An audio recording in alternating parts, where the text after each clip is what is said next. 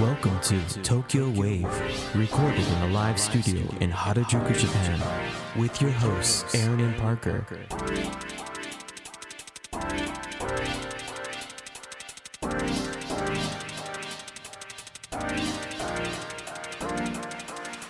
Alright everyone, welcome to episode 105 of Tokyo Wave. We're your hosts Aaron Randall and Parker Allen. On Tokyo Wave, we bring you weekly updates from our studio in Harajuku. Join us in segments featuring this week's top news, political happenings, business, and other random garbage. To get us started, here are this week's top news highlights. Japan's land price up 0.5% in rebound from pandemic hit. Japan teachers struggle to get kids to take off masks even as temperatures hit dangerous levels. Soaring scrap metal prices prompt slew of street grate thefts near Tokyo. This week in Japan. Alright, so our first story. Japan's land price up 0.5% in rebound from pandemic hit. Kyoto News has reported that the average land price in Japan as of January 1st was up 0.5% from a year earlier, the National Tax Agency said on July the 1st, rebounding from a fall in 2021 as the country recovers from the pandemic. While 20 of the country's 47 prefectures saw increases, 13 more than in 2021, prices continued to fall in others, especially tourist and commercial areas hit by diminished inbound travel.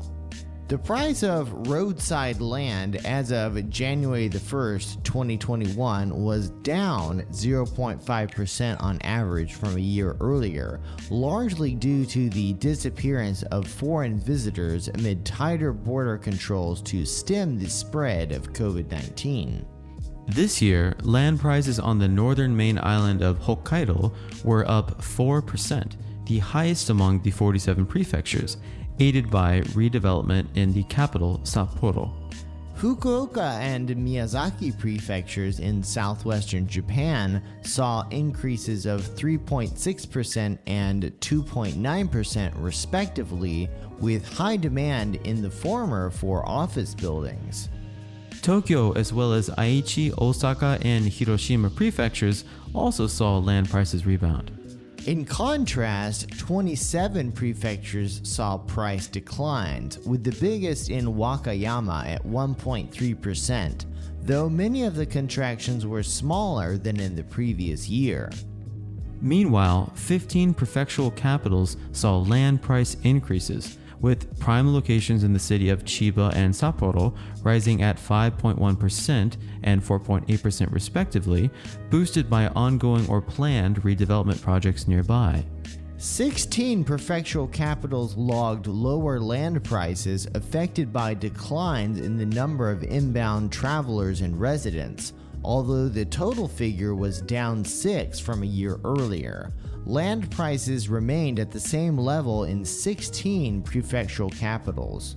The biggest price drop for a prefectural capital was 5.8% at Sanomiya Center Gai Shopping Street in Kobe, Hyogo Prefecture, usually popular with tourists. Actually, I was there somewhat recently to attend a conference, and I went to go eat some teppanyaki, which is, of course, famous in Kobe. You know, there's that whole Kobe beef thing going on over there. And so I went to go get me some Kobe beef. And I went to this Sanomiya Center guy where there's a famous restaurant called Moriya, which I think was a kind of a funny name for a Japanese steakhouse, but it's actually like written in kind of like weird Russian style letters too. Oh wow. But I was there and I went to go get me some Kobe beef, and oh my god, there was nobody there. Oh wow. I was actually going to go to Misono, which is actually the originator of teppanyaki in Kobe, and previous contributor Dr. Nancy Snow actually wrote an article about Misono, and that's how I knew about it. And I was like super stoked that I was going to get to go to this really cool teppanyaki restaurant, have me some Kobe beef. Right, and right. I was like all excited about it. And then I got there and it was closed. Oh, man. Like it was fucking closed. And I was so like deflated. And then I went across the street to this Moria place, which also had high reviews. Yeah. And I went inside and literally like there's this guy at the counter like reading the newspaper and he's like, "We're not open." Yeah. And I was like, shit. How am I gonna get my Kobe beef? Well, in other cities too, like Kyoto, the areas, that have always been popular with the Japanese tourists are fine, but then the areas that were more popular with foreign tourists are just like Slammed. Absolutely Yeah. slammed. And so the funny ending to that story is I finally was able to find that the place that I thought I wanted to go to was closed, obviously. Then the place that I went to second, because it had high reviews, was also closed. But the guy reading the newspaper made a phone call, and the place across the street, which is part of the same chain, but like the fancy version, was open. Yeah. And I was there on business. So I was like, hell yeah, gonna get me some Kobe beef. And I went there and it was empty, Wow. but it was beautiful. It's like wood grain countertops, fancy chairs, chef hats, at least a meter tall. This is we just talked about the difference between areas that are popular amongst Japanese versus popular amongst foreigners, right?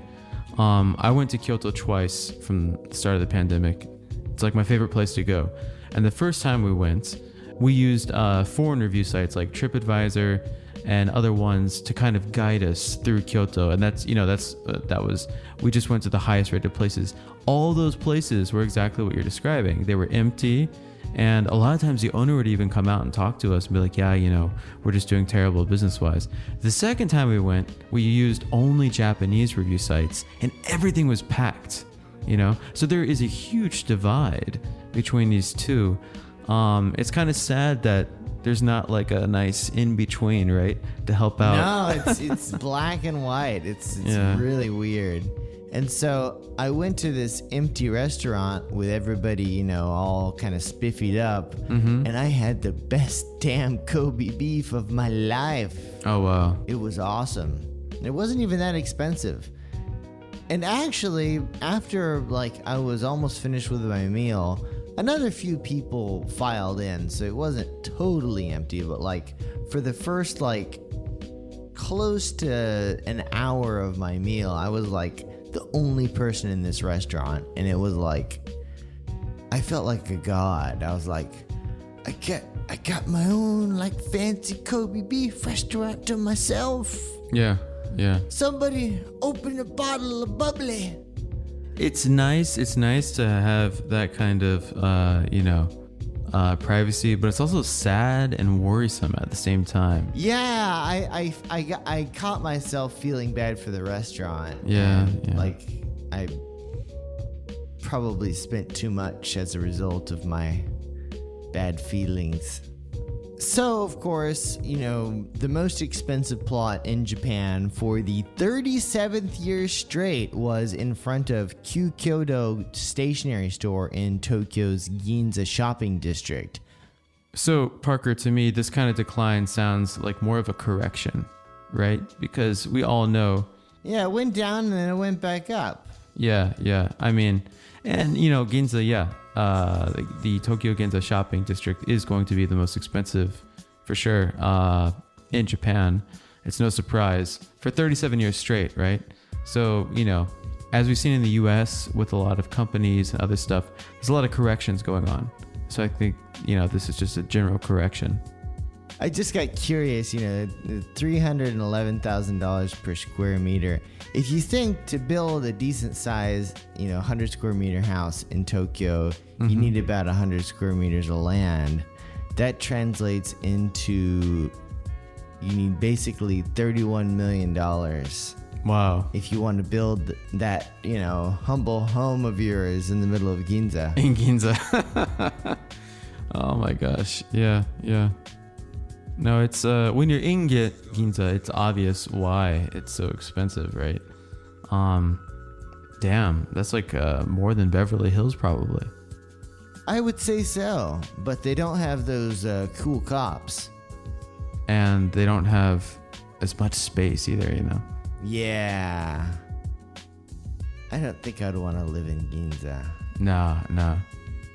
And up next, Japan teachers struggle to get kids to take off their masks, even as temperatures hit dangerous levels. The Mainichi reported that as record-setting summer heat engulfs Japan and the coronavirus pandemic continues to roll on, schools across the country are divided over one fundamental question: to mask or not to mask? To mask or not to mask? What is the question? I say no mask. It's hot as hell right now. Yeah, but everybody's wearing a mask. Yeah. I mean, you know, I think the thing to do now, I know we're kind of straying from the subject, you put the mask on, but you know, you can pull it down under your neck whenever you want. Oh, so you're a chin masker. I'm a chin masker when I'm not around people. But even if I'm walking outside, if I pass someone, I put the mask back on, you know? I'm not sure how effective that is. I may or may not agree with you on that particular subject. It's tricky. I got it from watching other Japanese people do it, so Yeah. you know, that's a lot of people are doing It's that. like window blinds. How so? When you see danger approaching, you close the blinds. Oh yeah. In that sense, yes.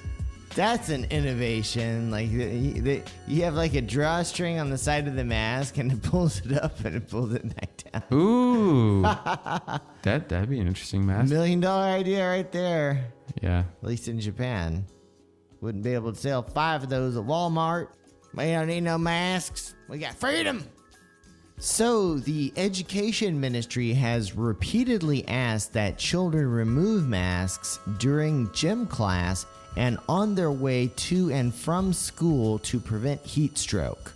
However, the guidance seems to have fallen on deaf ears, even in areas where Japan's rainy season is long since over and the worst heat of the year has set in. Schools are apparently afraid to ignore children's and also parents' desire to keep face coverings on out of COVID-19 infection fears. At around 2:30 p.m. on June 29th at the municipal Hiranishi Elementary School in Nagoya's Nishi Ward, a female teacher was teaching second graders on the playground before they headed home. The teacher said, "It's so hot today that it's dangerous to your lives. You need to take off your masks on your way home."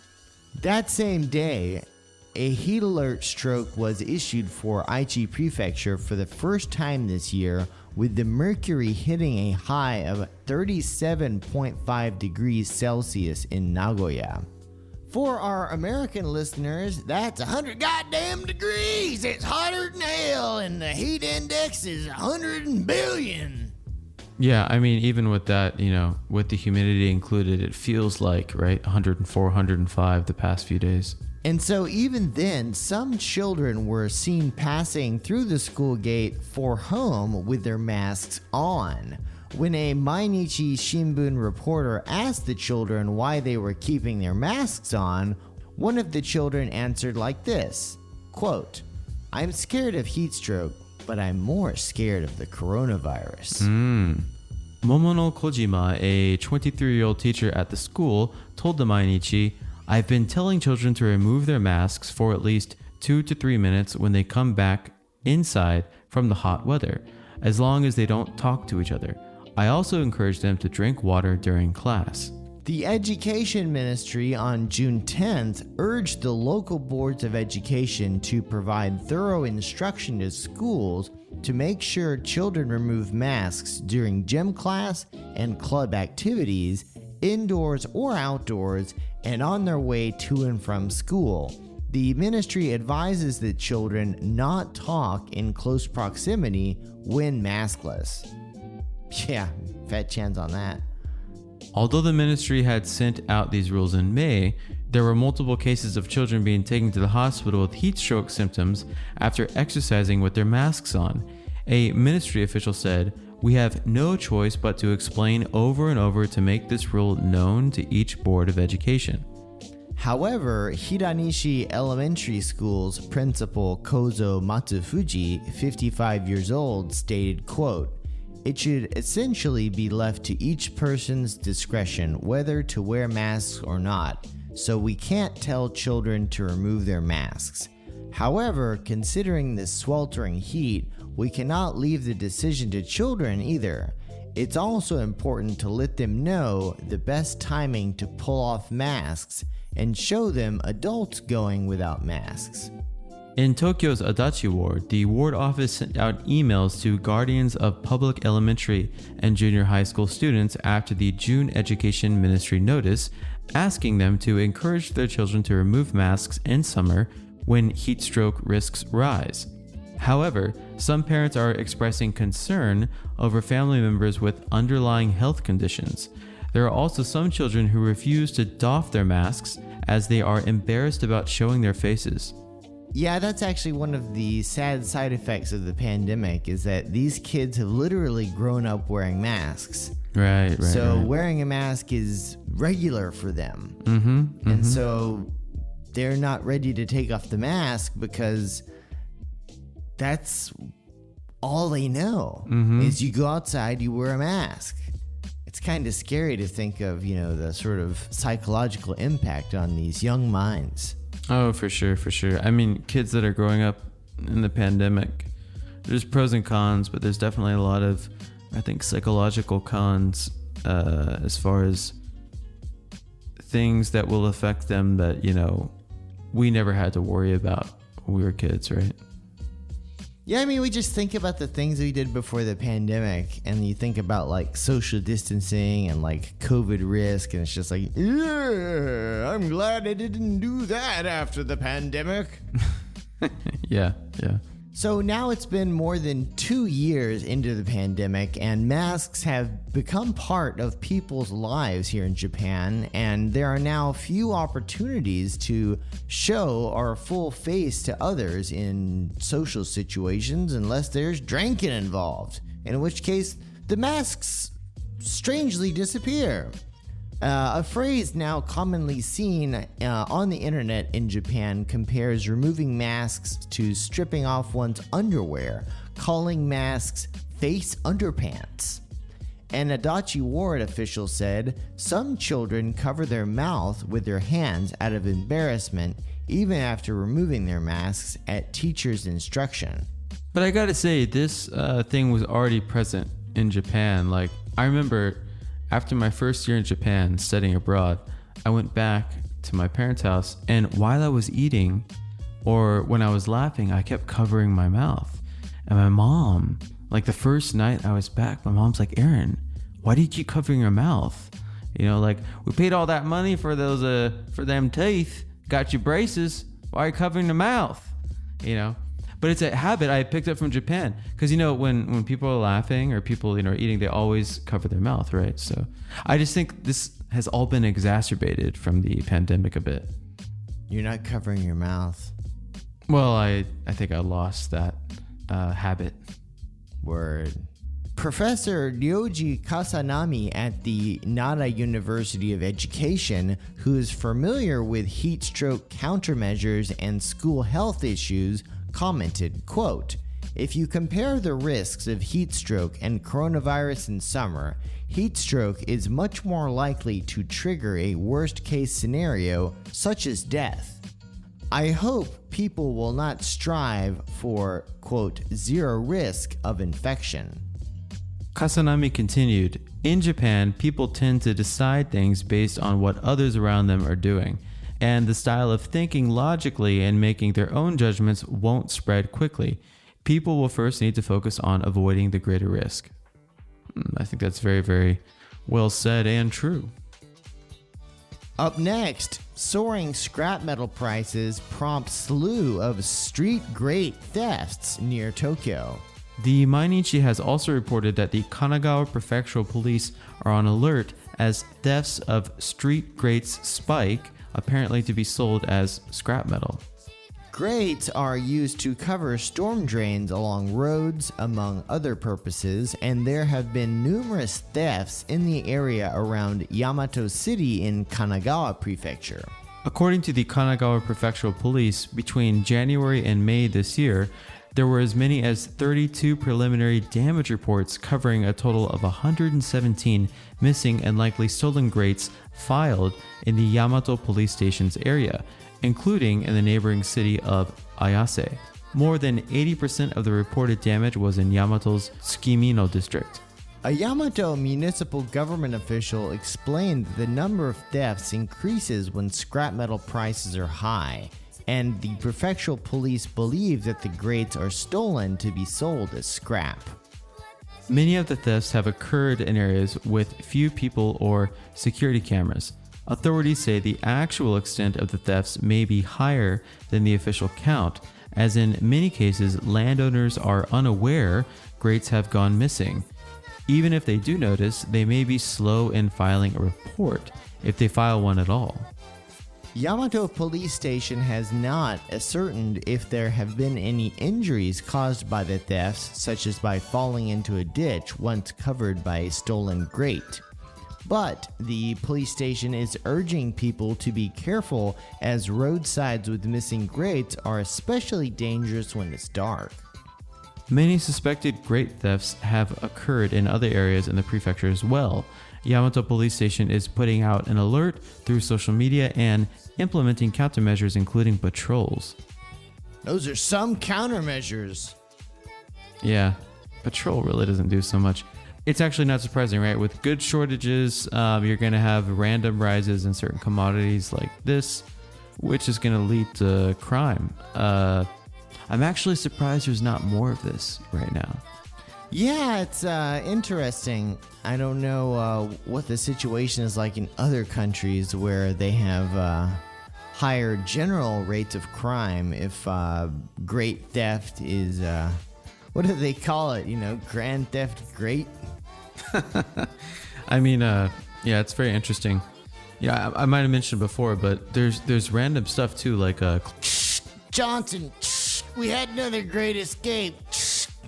We're gonna need you to come over here to 27th Ave. Got 2 grate thieves on the run. Bring the shotguns and the helicopter. Get to the chopper! But yeah, we're seeing wild fluctuations in commodity prices all over the place. Random stuff like chlorine. If you have a chlorine pool, chlorine is like quadrupled in price. So I wouldn't be surprised if people are stealing that. That would be like the bougiest thing to steal, pool chlorine. I mean, yeah, who knows?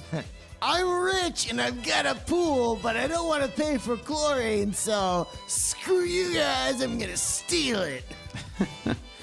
Yeah, but like I said, I'm a little bit surprised there's not more stories like this given the current kind of macroeconomic situation right now. All right, and up next on Japanese Politics Wow, we're going to be talking about Koenji residents rise up in protests against new redevelopment. Ladies and gentlemen, you're listening to Tokyo Wave. Japanese Politics Wow. So government officials are saying that local construction works in the Koenji area of Tokyo is necessary, but local residents say that it would spell the end for yet another iconic Tokyo district. On the afternoon of Sunday, May 15th, hundreds of protesters gathered in the streets of Koenji, a neighborhood west of Shinjuku, Tokyo. For about 3 hours, these protesters, hippies, punks, shopkeepers, and salarymen alike, walked and danced behind flatbed trucks equipped with large speakers, from which local bands and DJs played songs and repeated the protest slogan, "We don't need gentrification." Sounds like a party. That sounds pretty lit. Damn. Wish I got the invite to that. Yeah, didn't get invited to that, assholes. So this was actually the third such anti-gentrification protest in Koenji since 2018, but the first to occur since the COVID-19 pandemic. The May 15th event was organized by a confederation of local business owners and Koenji citizens, aiming to stave off the kind of urban redevelopment that has, in their view, changed the local culture of neighborhoods throughout the city. Koenji, 2 stops west of Shinjuku on the JR Chuo line, earned its reputation as a bohemian hotspot in the 1960s when folk rock stars like Takuro Yoshida, who even wrote a song called Koenji, and Kosetsu Minami moved to the area. During this time, Koenji was also home to music cafes where customers could go to hear the newest rare and imported records. From the mid-1970s to the early 90s, especially during Japan's so-called, quote, band boom, several live music venues opened throughout Koenji, offering a home to indie bands specializing in folk, psychedelic, punk, and other forms of rock. Meanwhile, its narrow, maze-like shopping streets filled up with record stores, bookshops, used clothing stores, bars, restaurants, and other eclectic, independently owned offerings. Sounds like a modern Shimokitazawa. Or rather, it was Shimokita before Shimokita. Yeah, there you go. And Koenji has really a soft spot for me as well, because the first time I came to Japan, I went to this shop that specialized in old school ghetto blasters. You know, those old big boom boxes from the 1980s. Yeah. And I bought 2 massive boom boxes and I brought them home with me. That's really cool. You know, a lot of people forget that, CD player based boom boxes were still a thing until, the mid 2000s. Yeah. They still sell boom boxes. They've got like Bluetooth boom boxes. They're just stupid because they don't have like cassette players and lots of LED lights. They made some, but they're kind of stupid. Boom boxes are lit, and also CDs are really lit. There's a whole new thing going around CDs, kind of like with vinyl, because when they mix CDs, they would mix them really loud. And so they just sound really, really good on a nice boombox system. So, man, I want my boom boxes. They're still in America. I want my old boombox records, tapes, and CDs. I want my old CDs. I'm worried that they're gone. They're probably gone. Yeah. So Koenji's relatively inexpensive rent and open atmosphere also allows independent shop owners to try their hand at new things, according to Fuko Kitaura, the owner of Koenji-based Mikanse, a shop that sells odds and ends from across Asia. Kitaura said at the May 15th protest, there are a lot of people in Koenji getting by doing the things they love. There's room here for people to try something new, even if they don't have much money or experience, like me when I first started my shop. The demonstrators say that Koenji's culture is under threat by a gentrification project proposed by Suginami Ward, where Koenji is located. The project would involve building Auxiliary Road 227, a wide throughway that would run northward from Koenji Station to thoroughfare Waseda Dori and beyond through neighboring Nakano Ward. This plan would necessitate the destruction of Junjo Shotengai and Koshin Dori, 2 of the area's major shopping streets. The ward's stated purpose for carrying out this change is so that emergency vehicles, such as fire trucks, can more easily enter the area. With its many narrow streets and wooden buildings, the 3rd district of Koenji Kita, where the new road would pass through, ranked 64th out of 5,177 communities in terms of earthquake hazards in a 2018 analysis by the Tokyo Metropolitan Government. However, for Koenji resident Aki Nagase, who helped organize the May 15th protest, this argument is not convincing. Nagase further said, "It's true that the fires are a concern in Koenji, but fire mitigation technology is improving all the time. Instead of larger roads, why not smaller vehicles? There are many cities in Europe with narrower streets than ours that have been preserved as is. This is very true. And it's also very true that, Tokyo as a whole faces this issue with small, roadways that are maze-like, right? And trying to do any kind of renovation projects in Tokyo is a huge undertaking when you consider how the city was kind of built without a lot of guidelines compared to cities like Sapporo that had a straight building plan or more Western style like. Yeah, Tokyo has always been weird because there's so many roads and sort of areas that have been sort of carried over since the Edo period. Exactly. And one of my friends who's an architect here was commenting that it was a lot of uncontrolled growth in the 80s. So much money. It was like, the economic miracle, things were booming, and they just built things the way they've always been built, right? Masaki Saito, the owner of Saito Denki Service, a Koenji-based electrical shop, states that a larger road would also have an adverse effect on many residents of the town. At present, cars aren't allowed to pass through Koenji's northern shopping streets from 3 p.m. to 8 p.m. Saito said for people like the elderly, those with disabilities, and parents with children with them, this makes Koenji a very friendly place to go shopping. That's the kind of neighborhood I want to protect. Another local business owner who participated in the May 15 event is Andhika Faisal, a native of Indonesia who moved to Japan in 2010. In 2016, Faisal, 42 years old, and his wife Kumi Takaba, 40 years old, opened Substore, a cafe, record store, and bookshop that also holds music events on a small side street near Koenji Station. One thing that attracted Faisal to Koenji was the diversity of its residents. Faisal remarked, "There are people here from the US, Europe, and Asia. And there are also all kinds of Japanese people, musicians, artists, writers. It's rare. I've been all over Tokyo and haven't found a place like this." Faisal describes living and working in Koenji as like living in a Japanese village where everyone knows and supports each other. Despite his lack of connections when he opened his shop in 2016, he says he was quickly embraced by the local community. In a lot of places in Tokyo, you don't even know your neighbors, he says. Here, people ask each other for help all the time. Though Faisal's shop is far enough from the proposed auxiliary road 227 to not be directly affected, he says its creation would have a huge effect on business. Faisal remarked, "People love Koenji because of its culture. That's the magnet that keeps them coming." The auxiliary road 227 redevelopment is not imminent.